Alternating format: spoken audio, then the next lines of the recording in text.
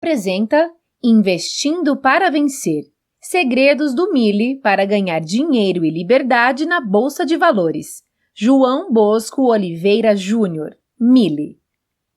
Segundo o autor, os investidores precisam aprender a descobrir que o verdadeiro tesouro é buscar a liberdade de viver como quiser, no ritmo que quiser, usando a Bolsa de Valores para ajudar a atingir seus objetivos. Diretrizes. Renda variável varia. Essa diretriz é a mais usada pelos iniciantes e por quem quer investir em empresas de qualidade superior e em longo prazo, chamadas de Buy and Hold, B&H.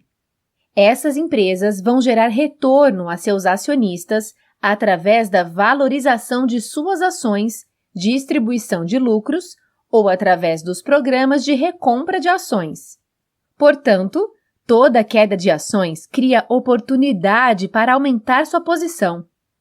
Quanto maior a quantidade de ações compradas com um preço mais baixo, mais aumentará sua fatia nas participações da empresa e, consequentemente, mais lucros você terá. Quando se compra ações de empresas que não estão no topo da pirâmide, é preciso estar ciente dos objetivos da operação. 2 pontos têm que ficar bem claros. Qual o objetivo do trade e qual tipo ele é? Quando estiver em um trade, é importante ter controle sobre as oscilações da cotação.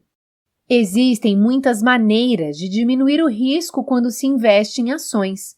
Uma delas é entender que a parcela destinada à renda variável só pode variar quando o investimento é feito em empresas que irão compor sua carteira B&H. Também é importante ter agilidade para identificar distorções e ser capaz de mudar as peças de lugar quando necessário. Muitos iniciantes começam a investir em determinada empresa sem ao menos estudar e descobrir como a empresa ganha dinheiro. O retorno vem muito maior quando se faz um estudo pautado e mais detalhado sobre a empresa que comprar a ação. O melhor a fazer é investir sempre nos setores que você domine e em empresas que possa transitar com mais segurança. Tomando esses cuidados, o risco será menor e o retorno em longo prazo mais garantido. É preciso ampliar seu círculo de competências e buscar novos conhecimentos, buscando novos setores e empresas da área. Diversificar a carteira de investimento é importante para quem quer ter sucesso. Diversificando as categorias, você reduz as chances de perda e garante mais estabilidade em seus rendimentos. Isso acontece porque os setores pertencem a diferentes segmentos da economia. O segredo para se ter sucesso é comprar ações nas quedas do mercado, mas para isso é preciso ter conhecimento sobre a empresa e o setor e ter a garantia de que a queda não afetará a sua empresa. A Bolsa Brasileira possui poucas empresas e para montar uma carteira diversificada é preciso diversificar em subsetores. No caso de setor financeiro, se tiver 40% investido em ações de banco, não estará diversificado. Para diversificar, é preciso colocar 10% em banco, 8% em cartão de crédito, 8% na B3, Bovespa, 8% em seguradoras e 6% nas milhagens, por exemplo. O investidor precisa ter na carteira uma quantidade de ações que aguente uma queda de 50% e um fundo imobiliário que também aguente essa queda, porque mais cedo ou mais tarde ela vai acontecer. Por isso, é preciso diversificar sua renda e não depender somente de uma, principalmente as passivas. O investidor deve equilibrar sua carteira de acordo com seu perfil. Para se ter liberdade, é recomendado ter uma carteira com diversas rendas passivas ao mesmo tempo, que inclui ações, fundos imobiliários, renda fixa e aluguéis. Indicadores fundamentalistas. Quando os investidores de renda variável decidem usar análises fundamentalistas para ajudar na sua carteira de investimento, eles cometem dois erros principais.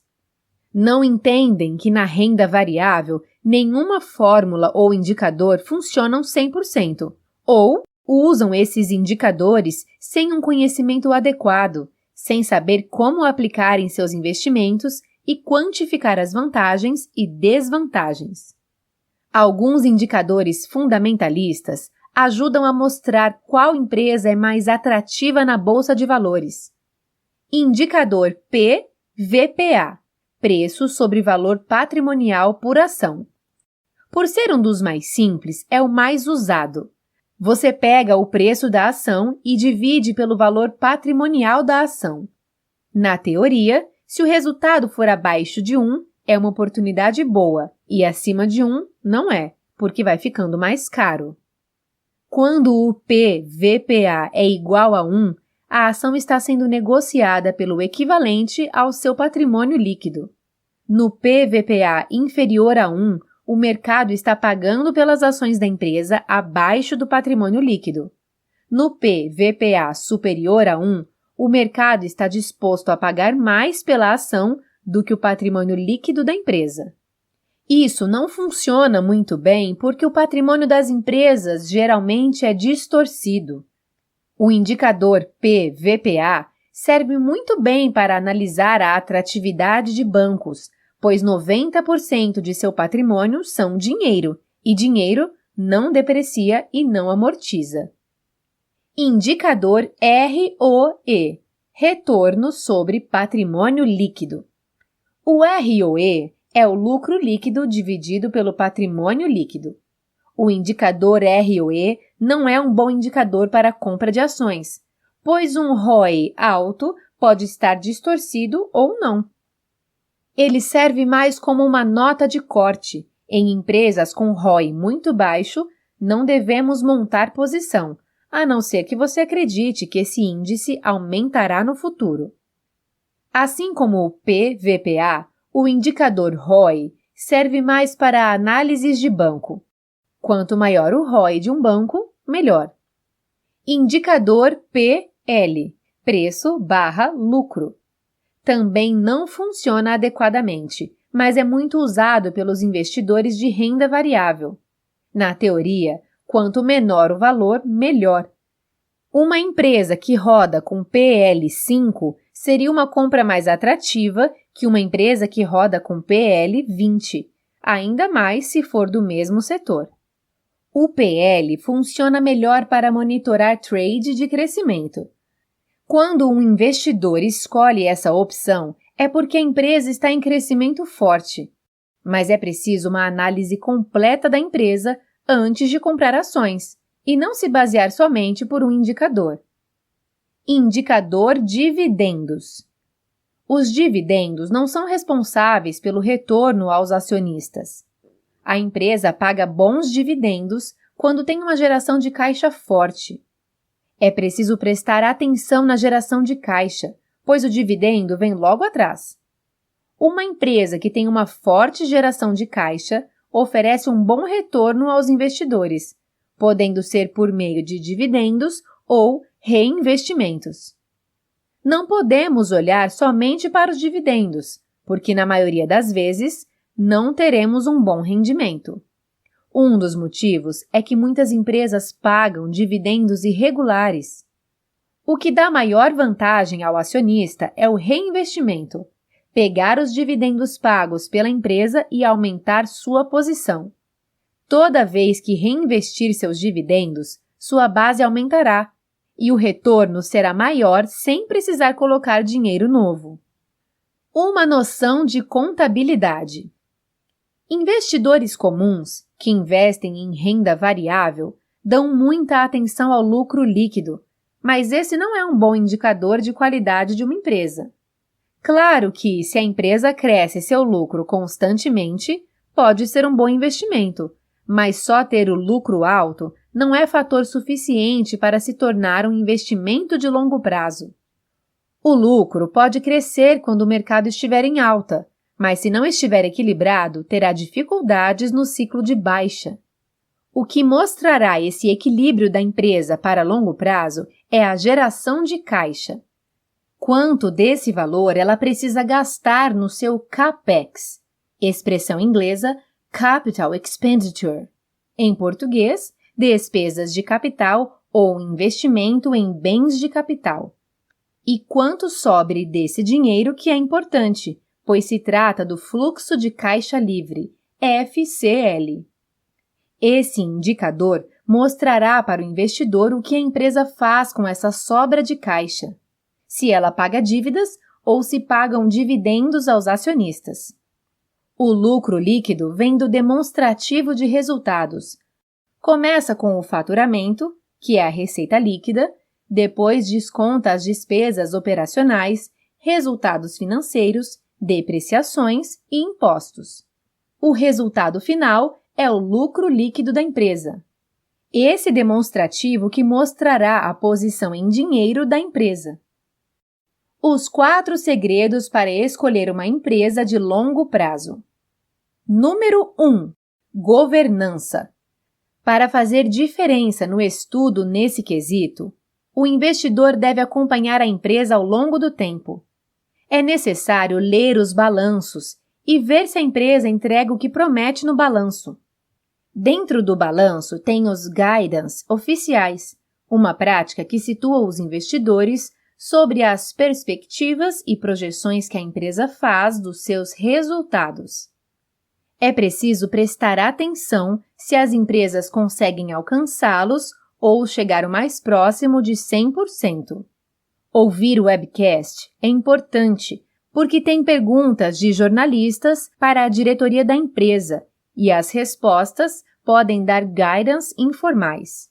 Sempre que tiver dúvidas, anote e depois entre em contato com a empresa solicitando esclarecimentos. Mesmo a empresa tendo os pré-requisitos, ainda é preciso analisar se a diretoria é focada em gerar valor a longo prazo. O autor diz que se o investidor detectar uma empresa boa, onde alcance todos os seus critérios, mas a gestão não é de longo prazo, a dica é tratar esta empresa como trade e não como B&A, topo de pirâmide. Número 2. Produtividade. Pelo demonstrativo de resultados, DRE, iremos analisar se a empresa tem uma produtividade alta e, caso tenha, se ela conseguirá manter ao longo do tempo. Como regra, as empresas topo de pirâmide têm uma produtividade alta, com margens líquidas acima de 20%, algumas até beirando 50%. Milley diz que é importante o investidor começar a analisar o DRE pela receita líquida, que é o faturamento depois das devoluções. É importante iniciar os estudos pela receita líquida. Analise se a receita líquida, faturamento, está crescendo. Depois da receita líquida, vem a despesa com CPV, custo do produto vendido. O autor explica que, normalmente, uma empresa cresce quando o CPV aumenta, afinal, a empresa estará produzindo mais, comprando mais matéria-prima, contratando mais funcionários, gastando mais energia elétrica, etc. O segredo é este custo dos produtos vendidos subirem menos do que a receita líquida. Normalmente, empresas B&A têm resultados financeiros positivos, o que é raro acontecer dentro das empresas de capital aberto. Na época de crise, as empresas que estão equilibradas e que tenham um resultado financeiro positivo ou pouco negativo são empresas que superam as turbulências com mais facilidade. Mais importante que o lucro líquido é olhar o lucro EBITDA, que é a geração de caixa pelo regime de competência da empresa. Milley diz que o EBITDA é utilizado para analisar o endividamento da empresa. Número 3. Geração de caixa.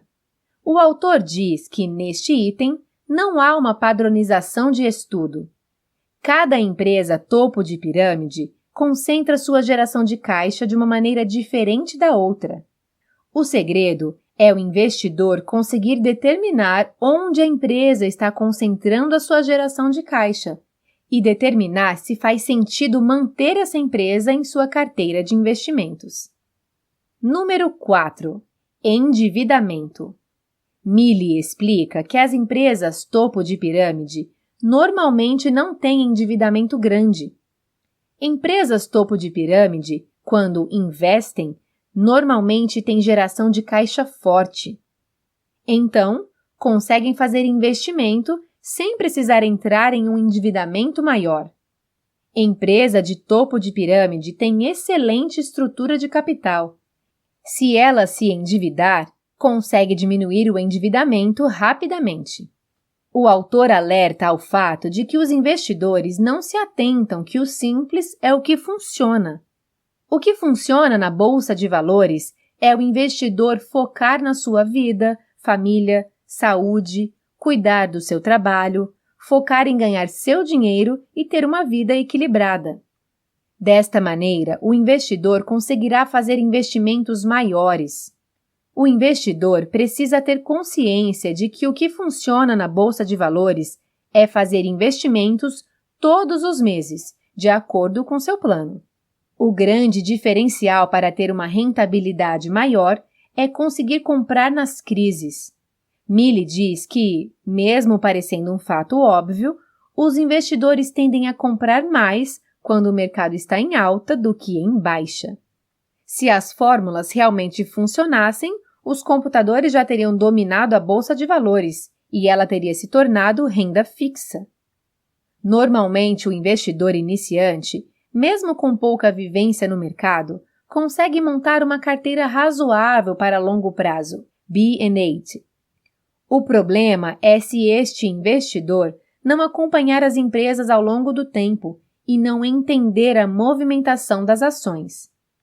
O mesmo acontece para quando as ações caem. O iniciante não sabe se é uma oportunidade de compra ou se a empresa está piorando. Se a empresa piora, o investidor não percebe e não sai a tempo, pode ter grandes prejuízos. A melhor maneira de investir é ficar ganancioso quando todos estão receosos e ficar receoso quando todos estiverem gananciosos. Ou seja, compre mais na baixa do que na alta. Insta Insights. Um simples acompanhamento te dará tranquilidade para continuar sócio de uma empresa, mesmo quando ela fizer um grande investimento. Estude outras áreas para poder diversificar mais sua carteira. Nenhum indicador é 100% confiável.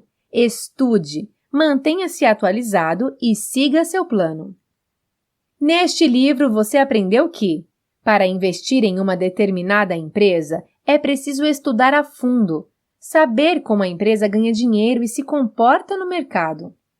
Variar a carteira é o grande caminho para o sucesso, pois, ao diversificar, você garante que, quando um setor estiver em queda, o outro suprirá para lhe manter em equilíbrio. Não devemos nos basear em um indicador fundamentalista específico. O correto é analisar a empresa por completo. O segredo é comprar na crise, mas basear-se em estudos e ter segurança de que a empresa conseguirá superar a fase ruim e voltar a crescer.